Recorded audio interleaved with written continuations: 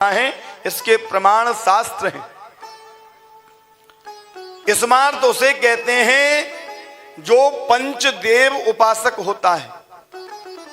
पंचदेव में भगवान गणेश जी, माता दुर्गा जी, भगवान शालिग्राम, भगवान शंकर और माता दुर्गा। कौन कौन से? गणेश जी, भगवान शंकर, भगवान विष्णु, भगवान सूर्य और माता दुर्गा। ये 5 देवों की जो उपासना करता है वो स्मार्त होता है। अब अपने आप समझ ले हम क्या करते हैं, बताने की आवश्यकता ही नहीं है।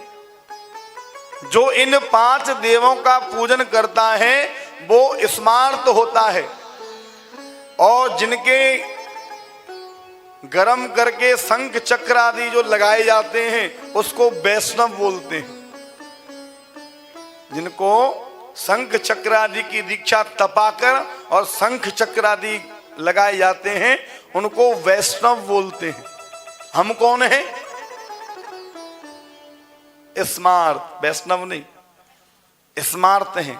परंतु स्मार्तों में भी भगवान शंकर आते हैं और शंकर परम वैष्णव हैं, इसलिए हम भी वैष्णव हैं। वैष्णवानाम यथा शंभो, जैसे वैष्णवों में भगवान शंकर श्रेष्ठ हैं उसी प्रकार से पुराणों में भागवत जी श्रेष्ठ हैं। पुराणानाम इदम महत्, जैसे नदियों में गंगा जी श्रेष्ठ हैं उसी प्रकार पुराणों में भागवत जी श्रेष्ठ हैं। जो पंचदेव उपासक करता है वो स्मार्त होता है। अब उसमें भी 2 बातें आ जाती हैं। कुछ कहते हैं 10वीं वेदा एकादशी है। पहली जो होती है वो 10वीं वेदा एकादशी है, उसको करने से पाप नष्ट हो जाते हैं। और कुछ लोग कहते हैं द्वादशी में पारायण करना चाहिए।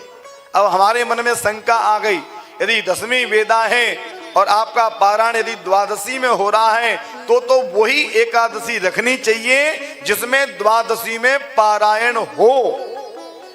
राजा अम्बरीश की कथा आती है, एकादशी लग चुकी थी, द्वादशी लगने वाली थी और त्रयोदशी आने वाली थी। ब्राह्मणों के पास में गए, पूछा महाराज क्या करूं मैं, त्रयोदशी लगने वाली है।